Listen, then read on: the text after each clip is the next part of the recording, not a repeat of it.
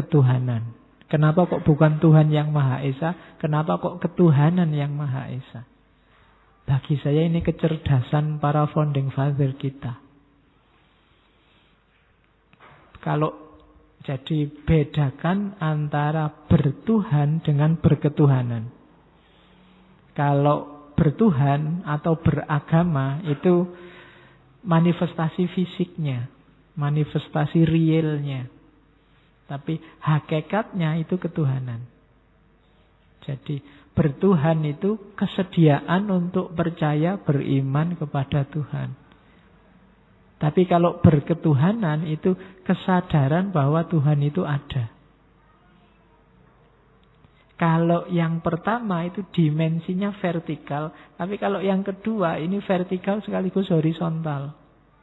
Kita sadar bahwa Tuhan itu ada, maka perilaku kita secara sadar akan mengacu dan terarahkan berhubungan dengan Tuhan. Maka berketuhanan itu sifatnya esensial. Dia lebih hakiki. Banyak orang bertuhan tapi tidak berketuhanan. Bertuhan itu percaya pada Tuhan, tapi perilakunya tidak menunjukkan dia sadar bahwa Tuhan itu ada dan perannya sangat besar dalam kehidupan kita. Kalau pakai bahasa Inggris, ketuhanan itu istilahnya godliness. Bukan divinity. Kalau divinity itu agak cenderung ke ketuhanan dalam konteks teologi. Tapi godliness itu di beberapa kamus kadang diartikan kesalehan. Jadi ketuhanan itu godliness. Isinya apa sih? Godliness itu perkataan, perbuatan, pikiran kita itu sesuai dengan nilai-nilai keimanan, nilai-nilai yang berhubungan dengan Tuhan. Itu namanya godliness. Itulah ketuhanan. Jadi ketuhanan yang Maha Esa berarti hidup kita sehari-hari itu mengacu pada keberadaan Tuhan, pada keimanan pada Tuhan. Sesuai dengan garisnya Tuhan. Makanya istilahnya godliness. Jadi ketuhanan yang Maha Esa berarti kita orang Indonesia menjalankan hidup sesuai dengan tuntunan Tuhan. Kalau pakai bahasa lain, sila Pancasila yang pertama itu berarti ketuhanan yang Maha Esa itu berarti menyuruh kita bertakwa, menjalankan perintahnya, menjauhi larangannya. Jadi nggak perlu galau meskipun ada kata-kata syariat yang dihilangkan. Dari sisi bahasanya ketuhanan itu sudah masuk ke godliness, kesalehan. Jadi orang Indonesia itu harusnya orang-orang yang soleh dalam beragama. Dari mana? Sila pertama. Tidak sekedar bertuhan, tapi mereka berketuhanan yang Maha Esa. Dan jangan salah, Esa itu tidak ada hubungannya dengan jumlah. Esa bukan Eka. Kalau Eka dia artinya satu. Tapi kalau Esa, kalau di bahasa Inggris kan Esa itu the only. The only itu ya enggak. Kalau satu itu kan nantinya ada dua, ada tiga. Itu kan ngomong jumlah. Tapi kalau Esa itu ya satu-satunya enggak ada. Enggak hubungan sama jumlah. Kalau bahasa fenomenologi agama biasanya pakai istilah wholly other. Wholly other itu yang beda dengan segalanya sudah. Itulah maka pakai istilah Esa. Jadi nggak ada hubungannya. Loh, ketuhanan yang Maha Esa satu. Itu berarti agamaku. Agama yang lain kan tiga. Dia enggak ketuhanan yang Maha Esa. Enggak. Karena enggak ada hubungannya sama jumlah. Esa itu kebertuhanan yang only. Jadi segalanya hanya untuk Tuhan. Jadi Tuhan yang wholly other, yang sama sekali berbeda. Jadi orang Indonesia harus soleh dalam hal agama. Maksudnya apa? Beragamanya nggak boleh setengah-setengah. Yang belum soleh berarti belum meng-Indonesia. Yang tidak mau gotong royong dalam tanda petik berarti belum juga meng-Indonesia. Yang tidak berkarakter Bhinneka Tunggal Ika berarti juga belum meng-Indonesia. Itu ada beberapa untuk memperjelas godliness tadi. Misalnya dari Osho. God is a person, godliness is a quality. You cannot become God, but you can be godly. Kalau Tuhan itu sosok, ada sosoknya, sesuatunya. Kita menyembah sesuatu yang namanya Tuhan di luar diri kita. Tapi godliness itu quality.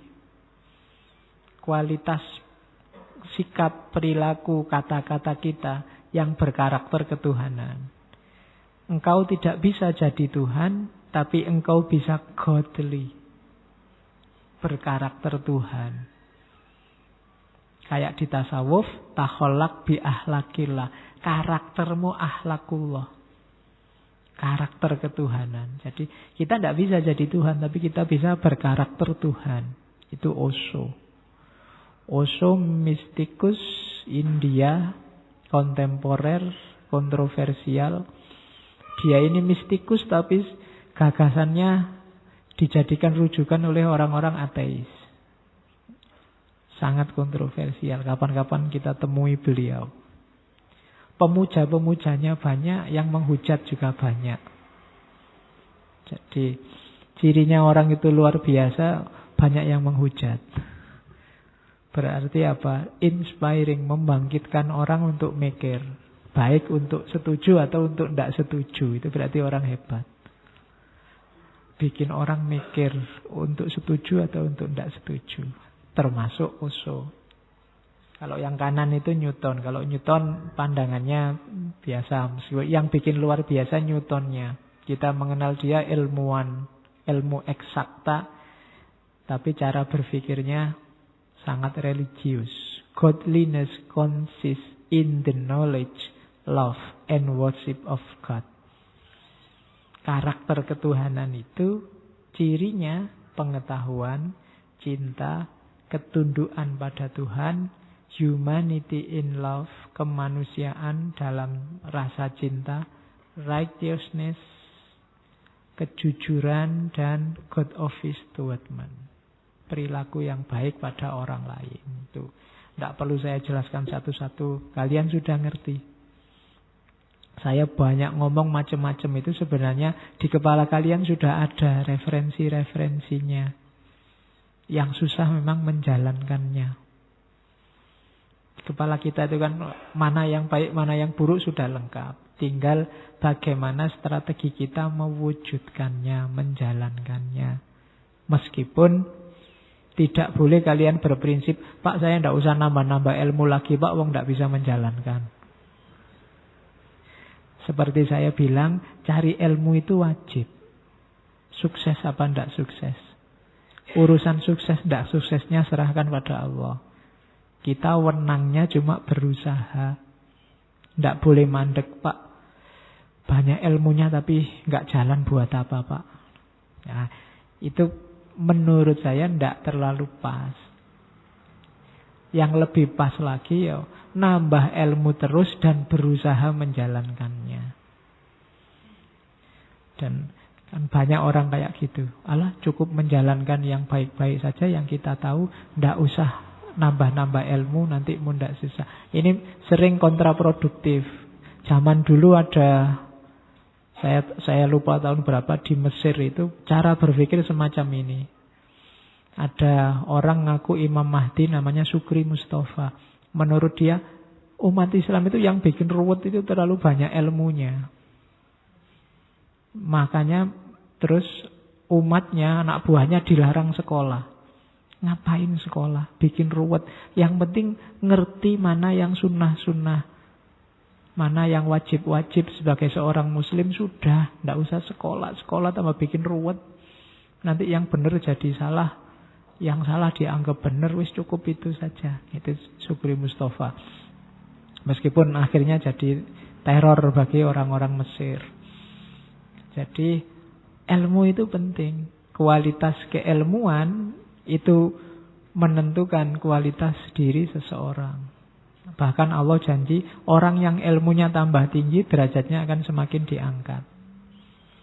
Bahkan ada, saya nggak tahu validitasnya, ada cerita bahwa iblis itu lebih takut pada orang pinter yang tidur dibandingkan orang bodoh yang sholat. Kan ada cerita semacam itu. Oke, jadi kita lanjutkan lagi. Terus yang kedua, kemanusiaan, humanity. Jangan salah, sama Pancasila kita disuruh jadi manusia. Setelah kita disuruh jadi orang soleh, kita diajari caranya jadi manusia yang beradab. Yo, manusia yang sejati. Tidak gampang loh jadi manusia itu. Sebenarnya secara fitri kita bisa. Cuma lingkungan masyarakat kadang menutupi kemampuan fitri kita. Memalingkan fitrah kita ke hal yang lain. Sehingga kita lupa caranya jadi manusia. Tertutupi. Kita jadi menungso wae ra iso akhire. Maka di sila kedua kita disuruh jadi manusia. Itu ada quote itu, we were all human. Kita itu janjane begitu lahir, itulah kita manusia. Tapi kemudian until race disconnected us, religion separated us, politics divided us, and wealth classified us. Kita itu janjane ya menungso.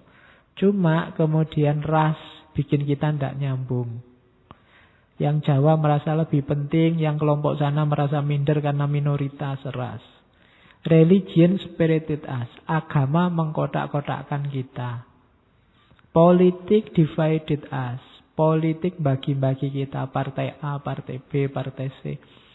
Dan kekayaan classified us. Jadi level orang kaya sama orang miskin itu kan biasanya kalau bergaul tidak nyambung. Terus geng-gengan, sosialita, yang sini kelasnya pasar desa, yang sini kelasnya mall-mall, yang sana kelasnya yang jalan kaki kumpul sama yang jalan kaki, yang bawa motor sama bawa motor, yang bawa mobil sama bawa mobil. Yang ras juga begitu. Yang Jawa lebih enjoy ngumpul sama yang Jawa-Jawa. Yang Madura sama yang Madura. Apalagi agama. Agama pun nggak cukup Islam sama Islam, yang non-Muslim sama non-Muslim. Nanti yang Islam NU sama NU, yang Muhammadiyah sama Muhammadiyah. NU yang PKB sama yang PKB, yang nggak PKB sama yang nggak PKB. PKB yang Gus Dur sama grupnya sendiri, yang sini sama grupnya sendiri. Selalu begitu. Kita bikin skenario sendiri untuk memecah-mecah diri kita sendiri.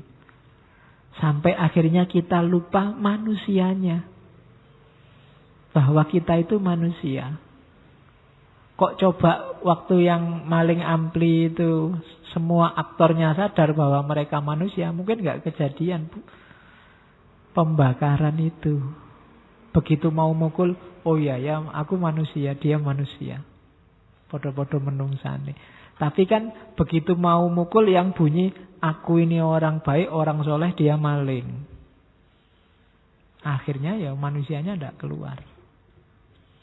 Dan hati-hati orang yang melupakan sisi-sisi kemanusiaannya besok, kan ada hadisnya Nabi, termasuk orang yang rugi.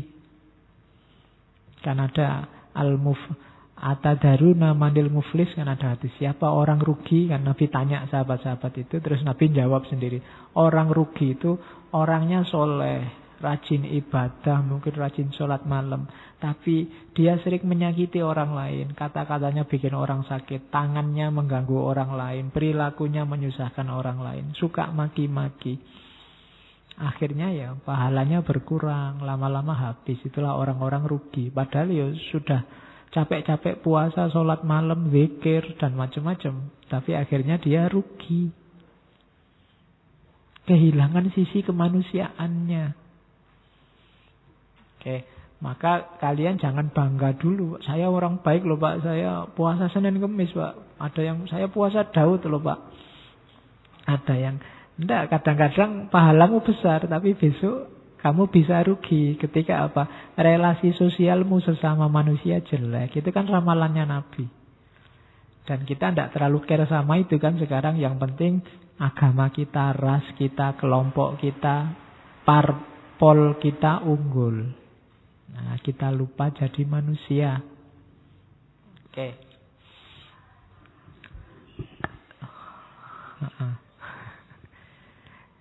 Katanya Gandhi, you must not lose faith in humanity. Ya. Hati-hati, banyak kecelakaan kamu harus beres. Ya, nanti kayak yang itu, Bapak harusnya belok kanan, kan itu yang, Pak, saya ingatkan belok kanan, Bapak malah belok ke kiri, ke rumahnya janda, kan itu. Oke, terus kita tidak boleh kehilangan kepercayaan in humanity. Jangan putus asa dengan yang namanya manusia. Sejahat apapun, sekacau apapun, tenang aja, kita berhadapan dengan manusia. Humanity is an ocean. If a few drops of the ocean are dirty, the ocean does not become dirty. Jadi kemanusiaan itu nyawa dari semua tata nilai, nyawa dari semua gagasan-gagasan besar yang dibangun oleh manusia. Dia tidak akan bisa dikontaminasi, dipengaruhi, dibikin kotor. Pokoknya ada kasus apapun kita bingung rumusan bakunya, kembali ke kemanusiaan kita. Itu lebih aman. Kita sama-sama manusianya. Paling tidak itu. Itu rumus paling mudah untuk mengatasi konflik kalau kita buntu. Sudahlah, wong kita sama-sama manusia. Itu lebih simpel. Makanya you must not lose faith in humanity. Kalau tentang ini saja kita sudah nggak percaya, kiamat sudah.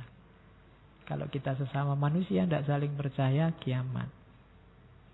Oke, kemanusiaan itu kayak gimana sih? Itu ada quote dari Thomas Paine. Thomas Paine ini filosof, aktivis politik Inggris Amerika. The world is my country, all mankind are my brethren, and to do good is my religion. Ini ngomong di level manusia, belum di level institusi, belum di level ras, belum di level politik. Seluruh dunia ini negaraku. Manusia itu semuanya saudaraku.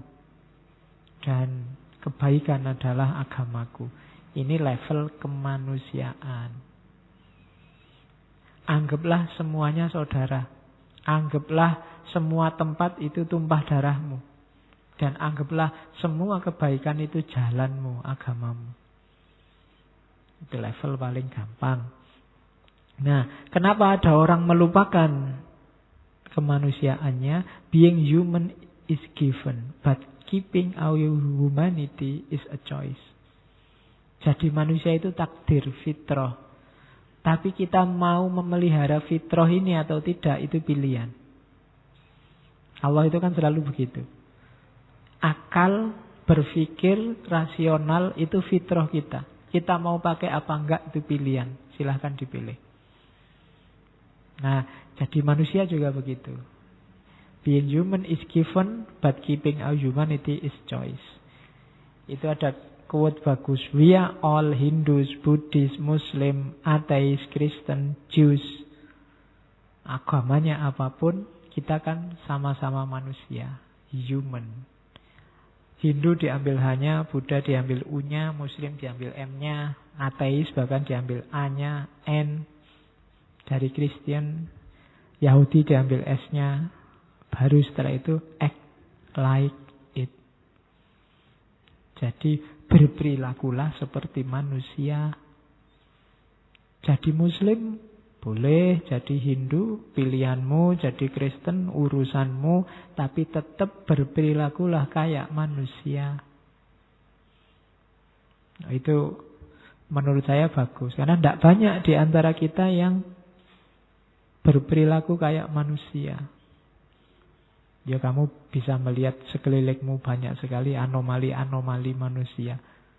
Kaya menungso tapi kok kelakuan ndak. Nah itu, maka perintahnya sederhana. Act like it. Berperilakulah kayak manusia. Itu saja permintaannya. Sila kedua. Jadilah manusia yang berketuhanan. Oke. Terus, cuma memang kita hidup di dunia ini tidak sendiri. Harus bareng-bareng. Disuruh nanti ada sila ketiga. Oke. Unity, persatuan dan kebersamaan. Jadi, apa sih bareng-bareng itu? Unity is oneness of purpose, not sameness of person. Sebagai orang, sebagai yang punya lembaga, sebagai yang ikut institusi tertentu, kita macam-macam. Tapi tujuan kita kan sama. Persatuan dan kebersamaan demi menuju cita-cita. Hari ini kita susah ketemu kebersamaan. Setiap orang jalan sesuai idealnya masing-masing. Jadi itu ada quote bagus. Individually we are a drop, but together we are an ocean. Sendiri-sendiri kita setetes air, tapi bareng-bareng kita adalah samudra. Samudra, laut, itu kan kalau dipecah-pecah airnya cuma jadi setetes-setetes. Tapi kalau geraknya bareng dia jadi gelombang besar. Kita juga begitu. Semakin banyak kita konflik sama yang lain, semakin banyak kita tidak bareng-bareng, ya semakin kita lemah. Kalau zaman saya dulu SD, contohnya kan mesti sapu lidi. Saya tidak tahu sapu lidi itu masih ada nggak ya di buku anak-anak SD hari ini. Contohnya mesti lidi satu dipatahkannya mudah. Lidi banyak, sapu lidi itu susah mematahkannya. Kecuali kamu ambil kapak atau ambil itu. Jadi sekarang saya tidak tahu isinya buku SD itu sudah berat-berat. Saya membayangkan ikut ujian negara SD ngono mbuh lulus mbuh ora. Pertanyaannya susah-susah sekarang. Jadi itulah hakikatnya persatuan. Kalau ingin Indonesia kuat, kita kan selalu mimpi gitu. Kita Indonesia sebentar lagi bangkit, akan lahir Indonesia baru. Tapi kalau tidak ada unity, omong kosong. 99 orang membangun, yang satu meruntuhkan, hasilnya runtuh. Bangun itu susahnya luar biasa, tapi meruntuhkan butuh 1 menit, 1 detik. Kamu nyari musuh gampang, kamu keluar ada orang mampu pukulan dia sudah di musuh langsung. Tapi untuk nyari teman susah. Coba kamu ada orang, mas temenan yuk, itu mesti orangnya curiga. Mesti orangnya kan curiga dulu, mencurigakan. Tiba-tiba minta jadi teman, susah loh. Nyari musuh gampang, kamu tinggal keluar ada orang pukulun tiang, langsung jadi musuh saat itu juga. Alasannya apa tidak jelas, sementing gampang nyari musuh. Meruntuhkan itu gampang, membangun susah. Untuk jadi teman kan pelan-pelan. Tidak sekedar jadi teman yuk kan gitu. Jadi tanpa ada unity impossible. Yang satu ayo kerja-kerja bangun, beberapa meruntuhkan, mesti runtuh hasilnya gampang. Meruntuhkan itu lebih gampang. Bangun masjid ini berbulan-bulan, coba runtuhkan, cepet.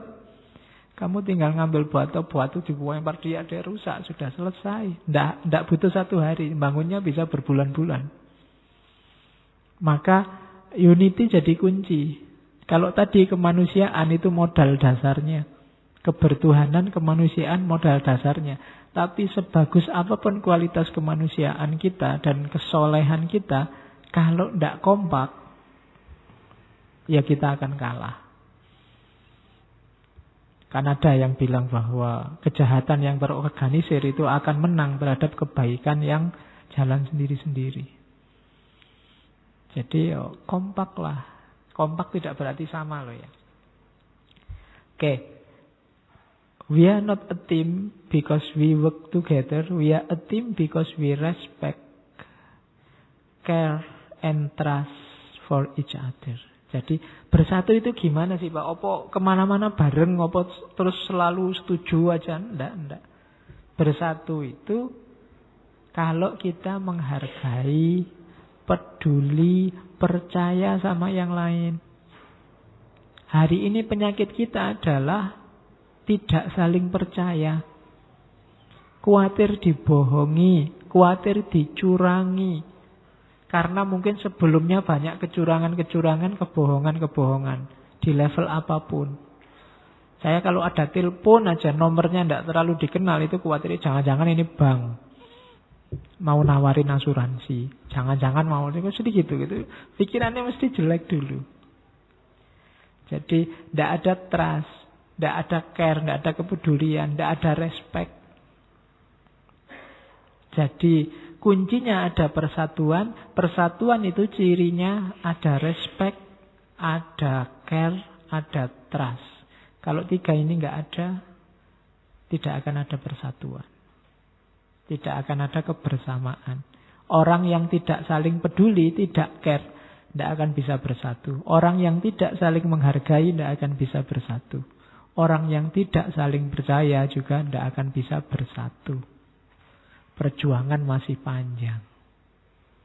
Wong bersatu aja belum, apalagi bikin strategi, apalagi sukses. Oke. Passionate head, committed to a shared vision and accomplish the impossible. Kalau sudah bersatu, hati kita akan saling nyambung, komitmennya lahir, visi bersama, tujuan bersama akan mudah dicapai, termasuk yang tidak mungkin. Termasuk yang wow, kok bisa ya? Itu kalau kompak. Kalau tidak kompak ya tidak. Oke.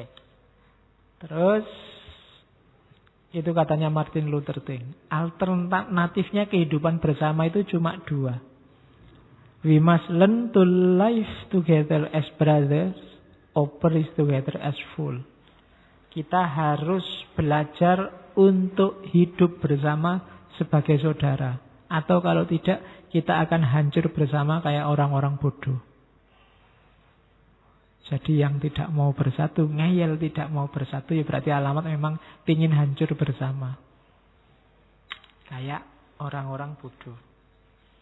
Oke.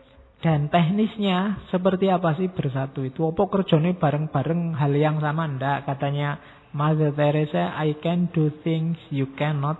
You can do things I cannot. Together we can do great things.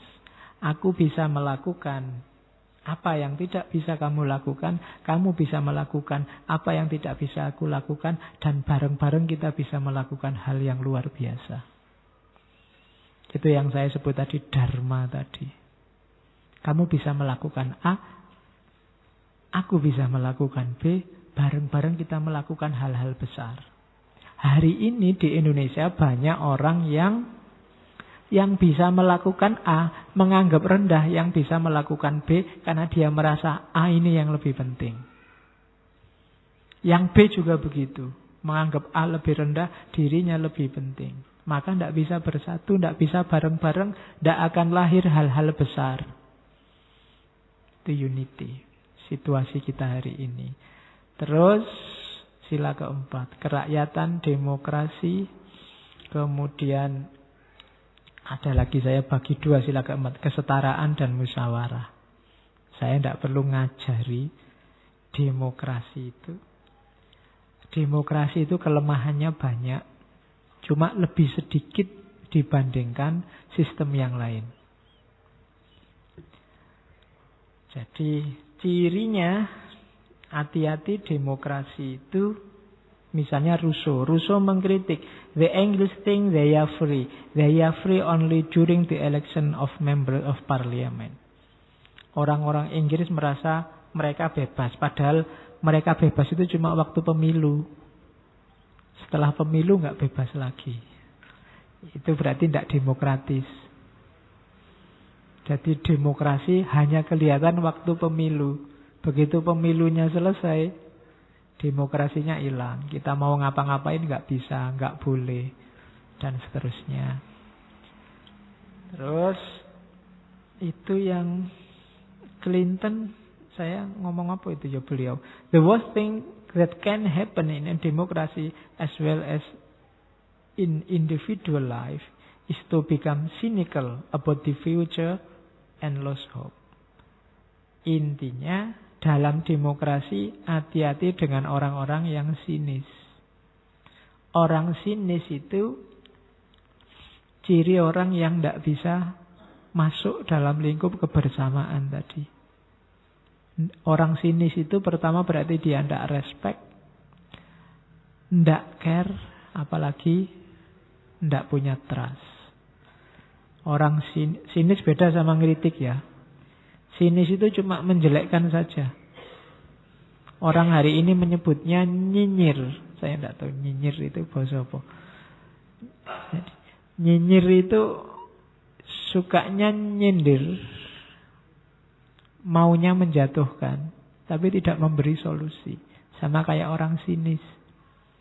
Mending dikritik, mending kamu ngeritik yang membangun. Kalau sinis itu yang lahirannya sakit hati demi sakit hati. Dan orang salah pun kalau dimaki-maki, kalau dinyinyiri itu biasanya keluar defensifnya. Sudah jelas salah, ada orang ngomong, oh dasar kamu memang penjahat, dasar. Ya mangkel. Meskipun dia tahu kalau dia salah, itu karakternya manusia. Jadi hati-hati, dalam iklim yang demokratis, semua orang bisa ngomong, cuma kenyinyiran itu bisa menghancurkan harapan, bisa menghancurkan masa depan. Hari ini di Indonesia, generasinya banyak generasi nyinyir. Generasi menyinggung orang lain, generasi menunjukkan jeleknya orang lain. Selalu menuding keluar. Nah, itu hati-hati. Oke. Terus kesetaraan dan musyawarah. Iyalah. Musyawarah itu loh yang paling kanan, John F. Kennedy. If we cannot now end our differences, at least we can help make the world safe for diversity. Indonesia ini bineka. Kalau yang bineka itu tidak mungkin Pak kita jadi satu, wong kita beda-beda. Paling tidak kita kondisikan Indonesia ini untuk enak ditinggali orang yang macam-macam. Nah, itu kebinekaan. Kemudian katanya Einstein, everybody is a genius, but if you judge a fish by its ability to climb a tree, it will live its whole life believing that it is stupid. Kita sesama orang Indonesia itu setara. Setara tidak berarti sama. Jangan menilai ikan dari kemampuannya memanjat pohon. Karena ikan tidak bisa manjat pohon. Dia tidak bisa dinilai. Ikan itu goblok banget. Tidak bisa manjat. Itu parametermu keliru. Wong memang dia ikan. Bisanya dia berenang. Kalau ada ikan nggak bisa berenang, baru kamu kritik. Ikan kok tidak bisa berenang. Nah itu pas ngeritik. Ikan kok dikritik tidak bisa manjat pohon. Nah itu yang salah bukan yang dikritik, tapi yang ngeritik. Kalau katanya Einstein, that is stupid, goblok banget sih ngeritik itu. Wong ikan kok dikritik, kok ndak bisa manjat pohon. Dharmanya beda. Jalannya beda. Oke. Jadi equality is not regarding different things similarly, equality is regarding different things differently. Hal yang berbeda kita nilai ya berbeda. Ukurannya orang beda-beda. Anak kecil jangan diukur pakai ukuran orang dewasa. Ya kalau kamu orang dewasa sudah rajin sholat malam, rajin puasa Senin Kemis, rajin. Neng ya adikmu yang umur 3 tahun jangan dimarahi gara-gara nggak puasa Senin Kemis. parameternya beda. Adikmu yang kecil, sholat aja sudah syukur. Kadang-kadang belum wudu ngakunya sudah wudu. Kadang-kadang ini cah cilik memang gitu. Nggak usah dimarah-marahi, nggak usah dicarikan dalil, nggak usah iya. Nanti adiknya sholat sambil main-main kamu marah-marahi. Sholat kok gitu, bid'ah, dolalah itu. Cah cilik wae. Ora kaku-kaku ya. Ada levelnya masing-masing. Awas keliru. Kalau ikan jangan dinilai kemampuannya memanjat pohon. Oke. Terus maka karena orang beda-beda dan hidup bersama, kita butuh musyawarah. Bahasa Inggrisnya dialog. Kalau katanya Jeff Daly itu entertainment konglomerat, two monologues do not make a dialogue. Hari ini itu kita sering ngomong tentang musyawarah, tapi yang terjadi bukan dialog, tapi two monologue. Dua orang yang sedang bermonolog. Masing-masing kukuh dengan pendapatnya sendiri, itu bukan dialog. Jadi dialog itu both sides are willing to change. Saya itu maunya gini loh, ini kan bagus. Yang sini loh, saya maunya gini, ini juga bagus. Itu kan kalau sama-sama kaku, dua-duanya tidak akan jalan. Gegeran terus. Ya harus ada yang, oke, saya maunya ini 100% tadi. Tapi bolehlah 90%. Yang sampean juga jalannya 90%. Kita sama-sama bagus kok. Itu namanya dialog. Ya saya yakin semua orang mikir yang baik. Mikir yang penting untuk bangsa dan negara. Cuma kan tidak bisa dua hal yang berbeda dijalankan bareng-bareng. Maka dialog mana yang harus jalan, mana kurang, mana lebih. Itu namanya dialog. Hari ini kita jarang yang melakukan dialog. Yang ada tuh monolog. Itu yang bikin acara debat-debat itu kan nggak pernah bisa diakhiri. Kesimpulannya apa? Tidak jelas. Kenapa? Tuh monolog. Jadi setiap orang melakukan monolog. Pokoknya pendapatnya harus benar. Sekarang itu kalau orang usul terus merasa bahwa usulku ini yang pasti benar. Kalau nggak dituruti terus ngamuk. Seolah-olah yang benar itu satu-satunya yang dia usulkan. Sementara pendapat yang lain mesti salah semua. Itu namanya bukan dialog. Kalau dialog itu dua pihak sama-sama siap berubah. Asal demi kebaikan bersama. Itu yang jarang terjadi hari ini. Dan kuncinya apa? Dialog cannot exist without humility. Dialog tidak akan jalan kalau semua pihak angkuh merasa benar. Tidak rendah hati. Oke. Ini saya bawakan dari Aristoteles sedikit tentang sistem permusyawaratan, sistem pengelolaan negara. Bisa dicek lagi waktu ngaji tentang, lupa, mungkin keadilan. Jadi pemerintah yang bagus sama pemerintah yang jelek. Yang bagus itu kalau katanya Aristoteles ada 3 jenis. Ada jenis demokrasi, ada jenis aristokrasi, ada jenis monarki. Mungkin sama kayak Plato. Bagi Aristoteles yang paling bagus government itu monarki, tapi rajanya harus orang paling top. Kalau rumusannya Plato, orang paling top itu filosof. Monarki itu the best. Atau kalau tidak ada orang yang sebagus itu, ya paling tidak aristokrasi. Diatur oleh the best, orang-orang bagus, orang-orang berkualitas. Sekelompok orang. Itu aristokrat namanya. Atau seandainya tidak bisa, ya paling tidak demokrasi. Kalau demokrasi ya orang banyak ngatur bareng-bareng. Ya kalau orangnya sangat banyak kan akhirnya lahirnya perwakilan. Jadi bikin ya kayak Indonesia ini mungkin kalau ada raja selevel Umar bin Abdul Aziz apa selevel Umar bin Khattab apa selevel siapa gitu mungkin akan lebih bagus untuk Indonesia. Cuma kan susah nyari orang. Kemudian aristokrat, orang-orang elit tertentu. Agak susah nyari orang elit di Indonesia. Kalau saya ambil orang elit ABC, nanti orang elit BCD tidak terima. Tawuran mesti. Kayak di Indonesia itu kan ada DPD, itu kan orang-orang elit yang dianggap berpengaruh di masyarakat. Hasilnya ya gegeran dewe. Susah. Demokrasi juga begitu. Demokrasi itu pilihan minimal. Kalau istilahnya Aristoteles pur, ya piye neh wis onone ya.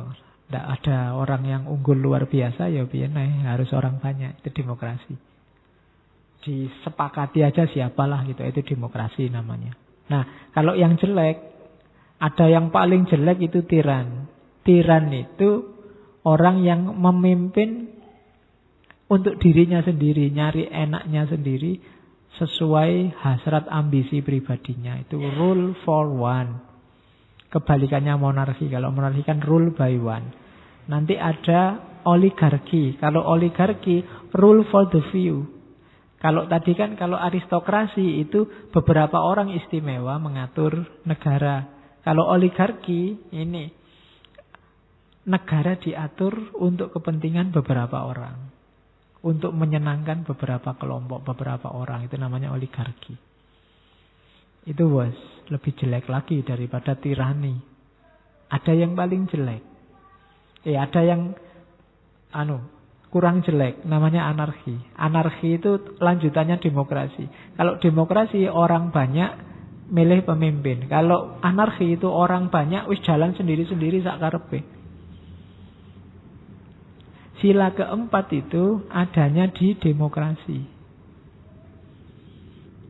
Ada di yang pur. Pur itu ya sayang ya, kita bisanya di level itu. Tidak bisa naik.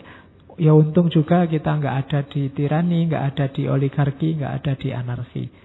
Kalau di anarki kacau. Lebih kacau lagi kalau oligarki. Lebih ruwet lagi kalau tirani.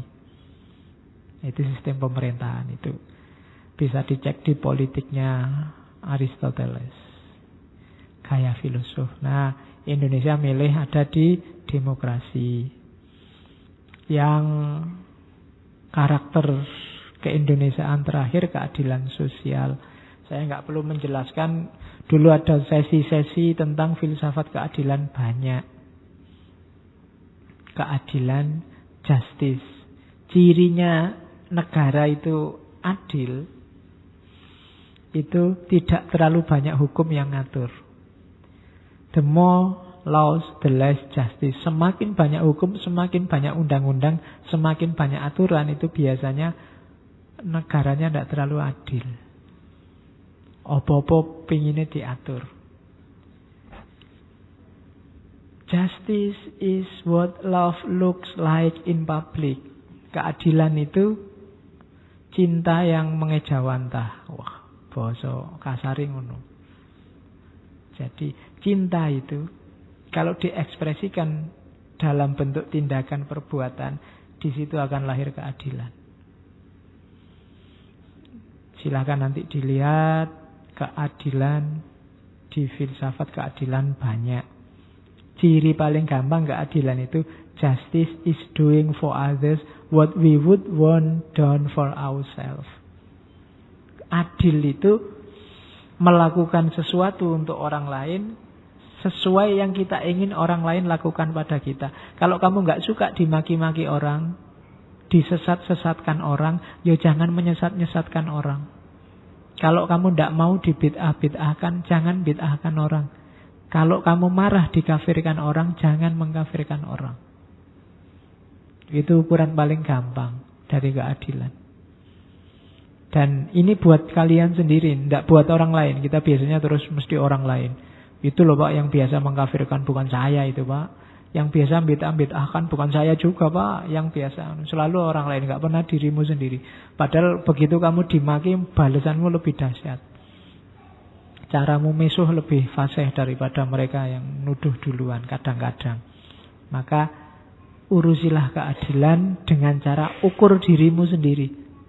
Kalau nggak suka kelompokmu dijelek-jelekkan, ya jangan menjelek-jelekkan kelompok orang lain. Kamu mau mengkritik pemimpin, bayangkan jika kamu pemimpin, kira-kira dilecehkan kayak gitu berkenan enggak? Cara mikirnya begitu. Nah, jadi itulah justice namanya, adil. Dan banyak parameter yang lain. Di mana-mana wacana keadilan sosial banyak. Oke. Saya ingin nutup malam ini dengan kalimatnya takdir Ali Syahbana. Indonesia sekarang perlu akan putra yang tajam pikirannya. Individu yang mempunyai pikiran, pemandangan, dan perasaan sendiri.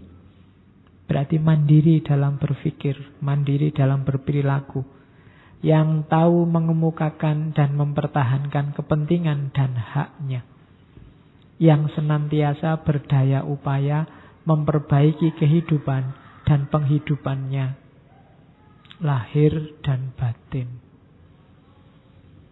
Jadi itu maunya takdir Ali Syahbana. Kita butuh generasi semacam ini. Dan tidak usah nyuruh orang lain, dirimu sendiri. Jadikan orang yang berkualitas ini. Saya tidak tahu kalau ada kalimat-kalimat ideal ini kadang-kadang kita merasa jauh. Wah, kelihatannya saya tidak ya Pak. Berat itu Pak, mesti ngono. Loh, ya sekarang memang tidak. Tapi bentuk dirimu ke situ. Jangan nunggu orang lain, Pak. IP saya aja cuma 2, sekian, Pak. Disuruh jadi kayak gitu berat, Pak. Saya kuliah enggak lulus-lulus ya, Pak. Masa jadi orang sedasat itu enggak. Jadikan orientasi, kamu bergeraklah ke situ. Jangan nunggu orang lain. Itu mungkin teman-teman yang kemarin lulus kumlot itu, Pak, yang dapat penghargaan. Kalau saya pasti enggak. Itu untuk kalian juga. Karena kita sering kalau ada semboyan-semboyan, kalimat-kalimat utama semacam ini rasanya kok jauh ya sama saya. Enggak, itu juga untuk kalian. Silahkan kalian bangun diri kalian ke arah sini. Bahwa enggak nyampe sampai 100% enggak apa-apa. 80%-nya aja sudah bagus. 70%-nya juga lumayan. Jadi jadikan ini orientasi. Karena di sini nanti kuncinya Indonesia yang akan datang. Kalau enggak, ya situasinya akan terus semacam ini. Jadi bangun dirimu, enggak usah nunggu yang lain, enggak usah nunggu, ya nunggu pemerintah loh Mak bikin program, enggak usah nunggu. Bangun dirimu. Termasuk gotong royong itu kan itu, bikin dirimu kuat biar tidak menyusahkan orang lain. Syukur-syukur bisa memberikan sesuatu untuk orang lain. Dan jangan jadi generasi cengeng. Generasi yang mudah terpengaruh. Meskipun juga jangan jadi generasi kuper. Itu kan nasihatnya Sunan Kalijogo itu kan. Ngeli ning ora keli. Ikuti arus tapi jangan tenggelam. Pahami semua perubahan di sekelilingmu tapi jangan kamu hanyut. Jadi itu kuncinya besok Indonesia bisa berubah. Kalau tidak, ya sudah, berarti memang seperti ramalannya Nabi yang saya bilang di depan. Jangan-jangan ini akhir zamannya Indonesia. Satu negara besar yang dikonstruksi sejak saya bilang tadi kan 250 juta tahun yang lalu. Tapi akhirnya jatuh juga. Gara-gara tidak muncul generasi hebat. Itu bisa jadi begitu. Nah, itu oke, alhamdulillah. Itu bekal, silahkan nanti didengarkan lagi, dicek lagi. Beberapa slide saya loncati karena nanti jadi panjang. Cuma itu bekal kalian untuk tirakatan, untuk meng-Indonesia, jadi orang Indonesia lagi, biar paham karakter yang harus kalian hidupkan sebagai orang Indonesia. Oke, saya kira itu. Minggu depan kita ke lebih spesifik lagi. Kita ulangi lagi membaca Soekarno. Cuma minggu depan kita fokus ke Islam. Bagaimana sih pandangan Soekarno tentang keberagamaan Islam, kebertuhanan seorang Muslim. Kemudian minggu terakhir kita ketemu Muhammad Hatta di bulan Agustus. Oke, saya kira itu. Selamat melanjutkan tirakatan di tempat masing-masing. Kurang lebihnya mohon maaf. Wallahul muwaffiq. Wallahu a'lam bishawab. Wassalamualaikum warahmatullahi wabarakatuh.